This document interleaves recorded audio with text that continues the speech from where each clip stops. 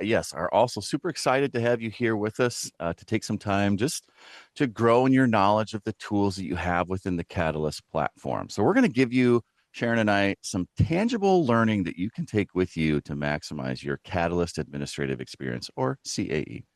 Right now, you might find as part of your everything DiSC practitioner journey that you have we're going to call it the honor of being the point person in your organization that is responsible for the implementation of L&D initiatives, training on those initiatives, and administrating learning programs. And Catalyst has a lot of tools to make you successful in that role. So by taking the time today with the Catalyst admin experience, you're going to learn how to help some processes and build some processes. And the more that you alleviate your own stress, the better that you can remove barriers to your learners so that they have a seamless and impactful, long-lasting experience with everything DiSC. And you're going to hear me say this over and over again in our sessions, that this is about saving you time and kind of giving yourself a gigantic, like your future self, a gigantic high five, right? So think of this as like spending 10 minutes sharpening the axe so that you can wield a sharp and incisive instrument for like hours and hours on end. And we're going to help you to be as effective and efficient as you possibly can. And when I say we, I mean me and Sharon. So my name is Josh Cleveland. I am a trainer here on the education team. And with me is our software engineer manager, Sharon Moore. She is going to be our resident soothsayer in all things Catalyst today. And we're going to help you kind of jump into the Catalyst admin experience and see what that is all about. So we're going to walk you through, how to assign Catalyst to your learners efficiently. We're going to show you how to do that individually and in bulk. How to organize learners in groups and departments. You're welcome for that. Also navigate through your learner list and using filters, generating reports, unassign assignments, maintain accurate learner data, and apply some of those best practices and tips to save time and to keep your learner list clean and manageable.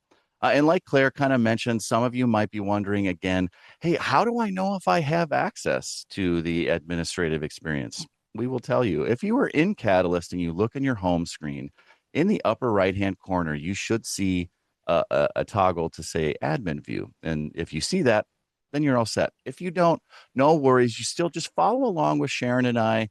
We will be kind of briefly going over how to make sure that you get that set up for you at a later time. But just stick with us. So, Sharon, in the words of Carrie Underwood, take the wheel. Thanks, Josh. All right, everyone. I'm going to share my screen with you so that you can see I am logged in to a fictitious Catalyst learner here. I'm logged in as Simone. And today, Simone is going to act as an administrator and a practitioner to help us look at all the different features that we have available. Now, I'm going to go through things and talk and explain as I go the different fields. And Josh is even going to kind of give us some tips as to why we might even want to interact with one of the features or the tools that we encounter. But I encourage you to just sit back and listen to us and watch and think about and ask questions rather than trying to follow along on your laptop or your computer logged in to your Catalyst account. I've just seen people try to keep up and they end up missing something. So please just sit back and watch and kind of absorb it all, jot down some ideas of things that you want to try. Okay. And then you can try all these things after this morning's trainings. Okay. So, first thing, um, I do have access to the administrator side of Catalyst, and I know that because Josh told me how I can tell because I have a little admin view link. And as Josh explained, we're going to send out instructions later today. If people have questions about like, well, how do I get that link? I know I should be an administrator. How do I get it? Well, we'll send you all the instructions on how to get that set up. But for now, we're just going to assume you've got access and we're going to hit the ground running. Clicking on the admin view will take you to your Catalyst admin homepage. And that homepage is going to show you the organizations that you have access to. Well, of course, most of us just have access to one organization, right? The one where we work. And so from here, you'll just click on your organization name before you start working within Catalyst as an admin. Okay. Now, in a later session today, we're going to talk about why you might have more than one organization and when that might be appropriate. But for right now, let's just assume you have one, it's already sitting there on your homepage, and you just need to click it. And when you click it, it will take you to the organization's homepage, which is always a list of active learners. Now, if you've never set up any Catalyst learners, it's just going to be blank, right? There won't be anybody in the list, but I do have some learners in my organization, so you can see them listed here. Now, how did I get those people on this list? Well, I added them to my organization. And up here at the top of the screen, you have two different ways that you can add learners. You can click the Add button, which I'm going to do right now, and that allows me to add one person at a time by entering their first name, last name, and email address. And then I click this little Add button, and it pops that person right here on my screen. And I can continue adding people one at a time just by entering first name, last name, email, clicking add. And it'll just build a little list of people here. And all of these people will be scheduled to have access to, they'll be scheduled to take an assessment so that they can then learn all about themselves on Catalyst. All right. I'm just going to enter one person at this time. Now, you'll also notice that we have two additional fields on the screen. One allows you to connect this person or group of people, if I had entered more than one, to a group. And then I have this other field right here that talks about reveal style. Well, first, let me address the connect to group. This connect to group feature allows you to add this new learner or learners, if I had put in more than one, to an existing administrator group that you or one of your associates might have created in the past. Or you can create a brand new group for this person to be a part of by clicking the Add Group button.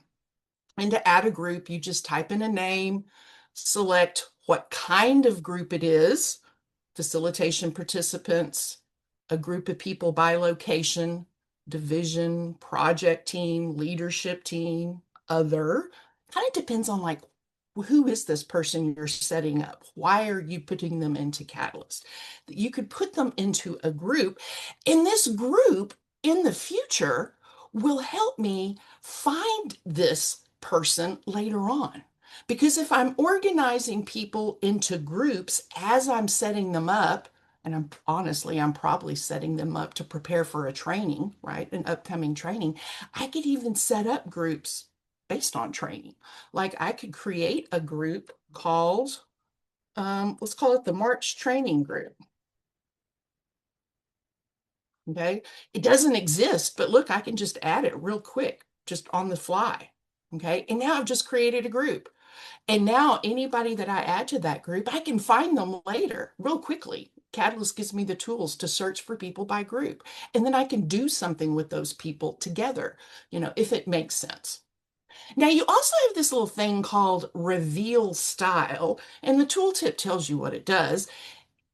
After a person completes their assessment, do you want them to know what their DiSC style is? Do you want them to see it immediately on screen? Or do you want to hold that back and maybe wait to reveal the style at a big reveal during a live training, like turn it on for everybody? You can do that. Josh, is there any, like maybe, good reasons or things that you've heard of, practical reasons for using the reveal style Yeah, to turn it absolutely. on or off? Yeah, there's so I will say the recommended thing to do is to make sure that they see their style right when a learner finishes their assessment. However, we've heard a lot of practitioners that either one, the group that they're working with is like, hey, we want to reveal the style, but not a couple days before the session. We want to make sure that everyone is finished with their assessment before we reveal style. So you have the ability to do that. So we've seen a lot of practitioners do that. Or like Sharon you were just alluding to, some facilitators really like that aha moment in the training, especially if you have the time to do it. Now you have the ability to do that. So those are the main two ways that we usually see people use that function. Great. Thanks, Josh. Yeah. So, by the way, you can edit these two things. If you forget to set it up when you're actually creating a learner, you can go back and adjust those things, the groups, even the reveal style. Now, of course, after the person has already taken their assessment, you can't adjust the reveal style because it's already revealed or not, right? But you can add them to groups and things later if you forget to. So don't worry. So that's all that you can do on the screen. So you just click on Add Learners to progress to the next screen.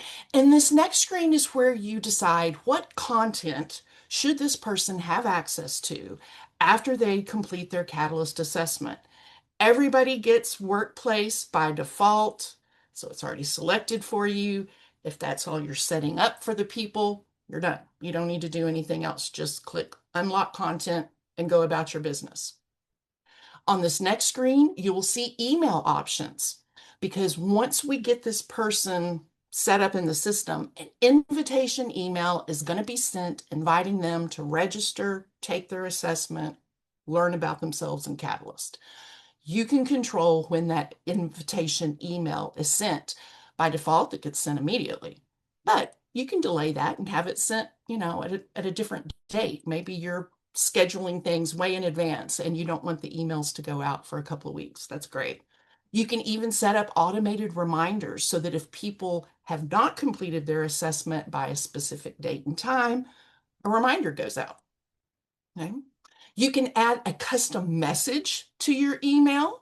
And I'm going to throw it to Josh for some suggestions on what is a custom message? Like, why would I even use it? Because Catalyst is going to send out, kind of like a form letter, right? An email with all the details that they need on how to get into Catalyst. So what else could maybe I include in there? Yeah, absolutely. One, it's a great way to put in your own personal touch into the email. Also, if you have some frequently asked questions from your other learners, it's a great place to put that in there. Or what I've seen a lot of practitioners do with success is a lot of learners wonder, what should my mindset be when I take this assessment? So it's a great place for you to put sort of that sort of information and kind of lay out some expectations for them as well. It's just a nice way to give that personal touch and kind of let them know, hey, here's the lay of the land, and maybe wish them some good luck in their assessment. Tell them what's coming. Why am I getting this email? Kind of a thing. Yeah. All right. So now once you've got that set up, you may or may not enter a custom message. You don't have to. You'll click on the Send Assessment button, but then it's going to give you a chance to verify all your selections, and you can go back and click Edit for any of these sections if you miss something. All right. It's even going to tell you how many credits you're spending at the moment, how many you have left in your account. And if everything's great, you just click confirm transaction and you are done. So it's really pretty easy. And once you've done it a couple of times, you won't even think about all those different fields. You'll just click, click, click automatically. And that's great unless you have the daunting task of maybe onboarding like your entire organization to Catalyst. And can you imagine typing in all those names and email addresses one by one?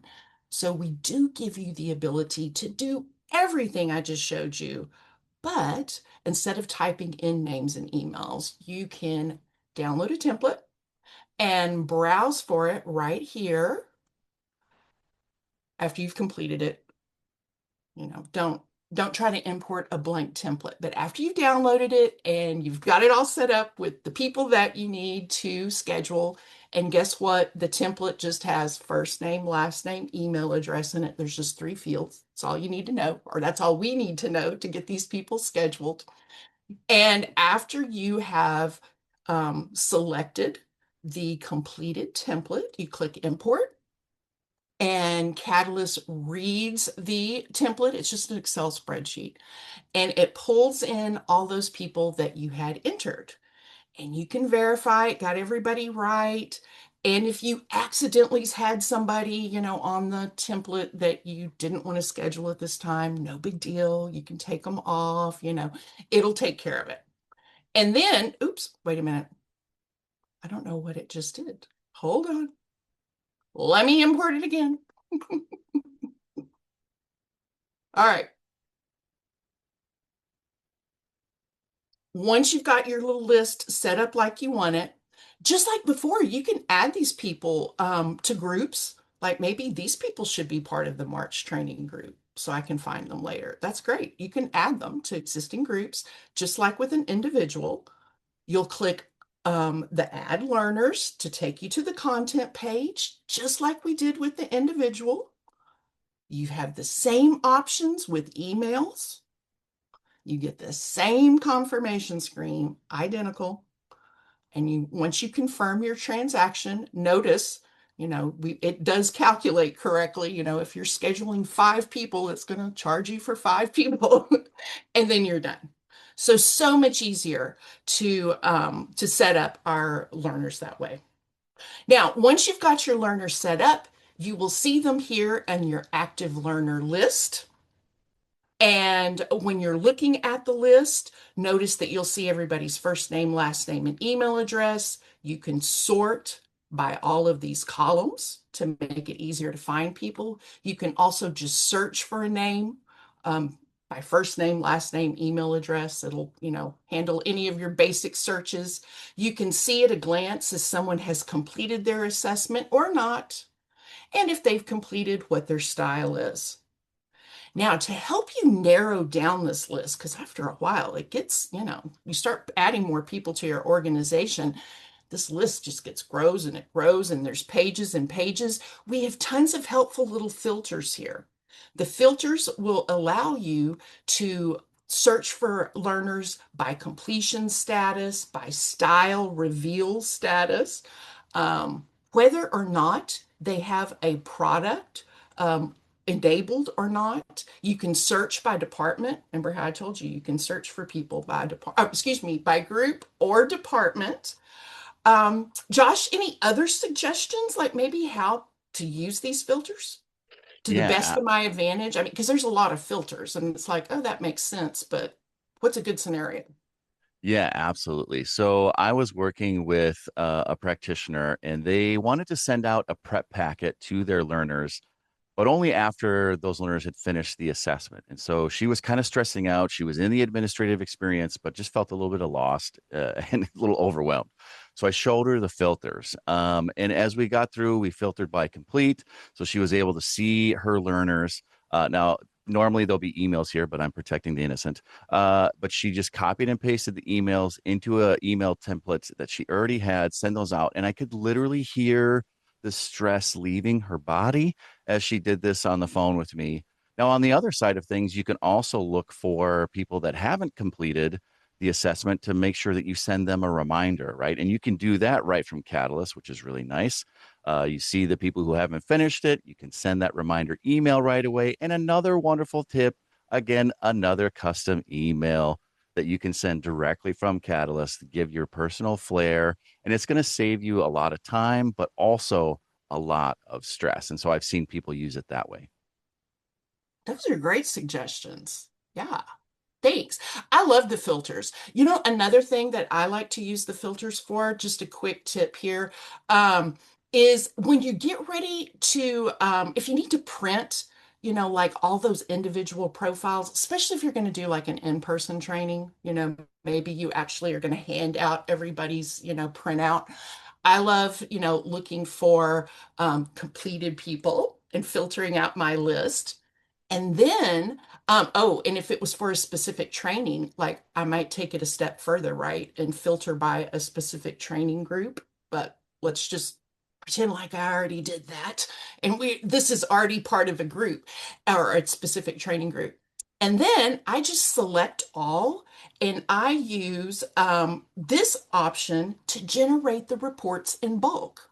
Even if I just have one person to generate a report for, usually I just find them in the list.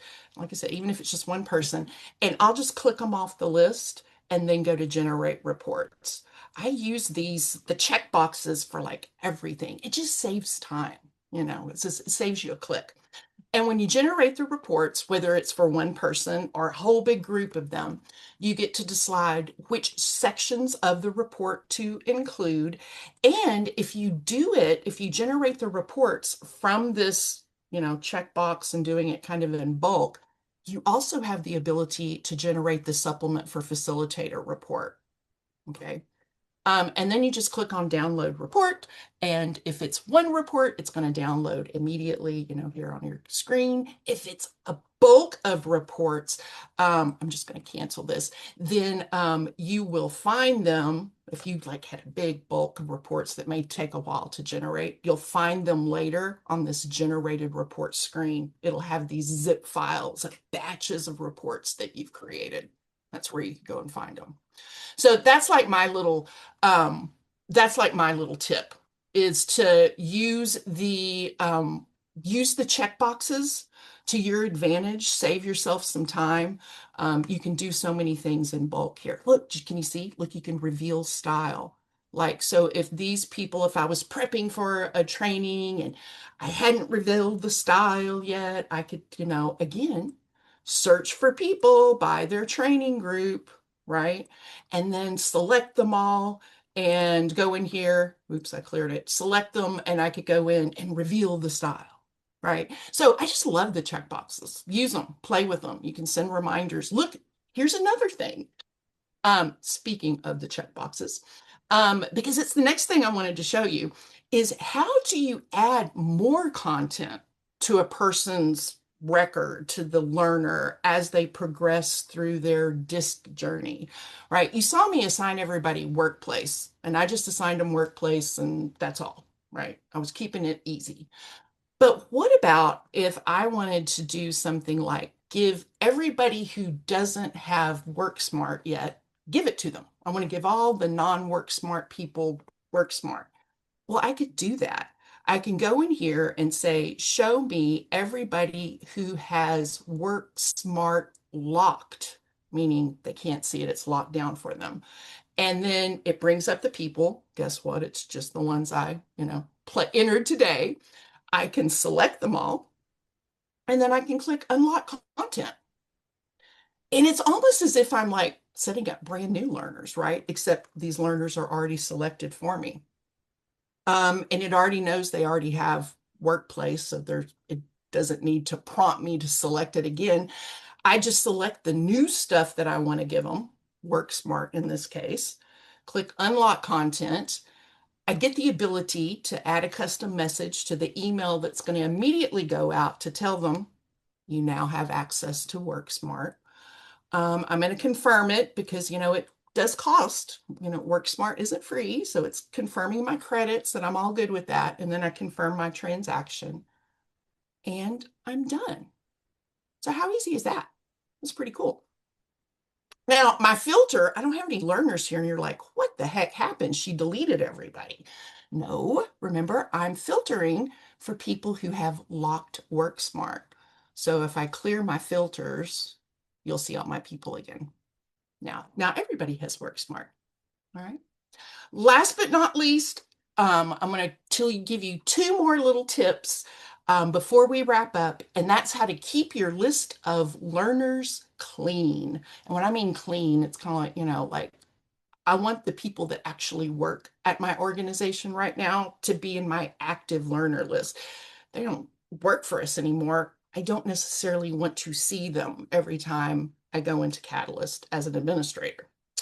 So, first, let me show you that if someone never completed their assessment and for whatever reason you never want them or you don't want them to complete it from this point forward, you want to delete them, you can do that. Just click on their name and you can go up to assessment info and click on unassign assessment.